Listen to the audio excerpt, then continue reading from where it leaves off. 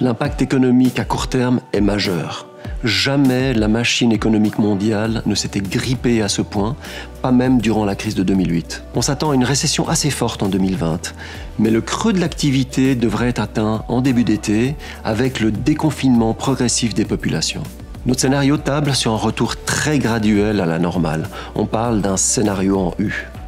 Pourtant, si les mesures sanitaires qui accompagnent ces déconfinements parviennent à éviter une réémergence de l'épidémie, un rebond assez fort de la croissance pourrait se dessiner vers la fin de l'année.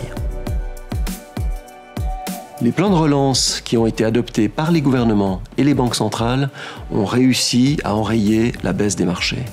D'ailleurs, après avoir identifié un fond des bourses vers le 20 mars, nous avons décidé de rebalancer les portefeuilles en faveur des actions dans les jours qui ont suivi. Mais la force du rebond surprend autant que la rapidité et l'ampleur de la baisse préalable.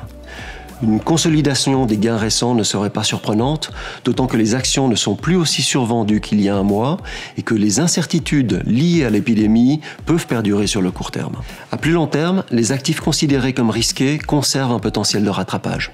Et ce rattrapage peut s'accélérer une fois que les investisseurs réalisent qu'il s'agit d'un choc exogène temporaire et qu'un nouveau cycle économique est sur le point de débuter.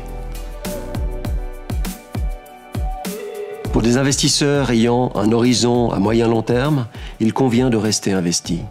Si la croissance revient comme nous l'anticipons, les actions restent l'actif qui offre le meilleur potentiel sur la durée. On favorisera les bourses européennes, dont la Suisse, ainsi que les États-Unis et l'Asie.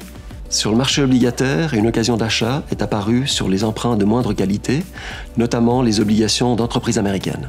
Mais face à des marchés qui peuvent rester volatiles sur le court terme, une saine diversification des portefeuilles est recommandée, en réservant notamment une poche investie en or qui représente la meilleure assurance de portefeuille. Sans oublier un volant de liquidité afin de saisir des opportunités qui pourraient encore se présenter.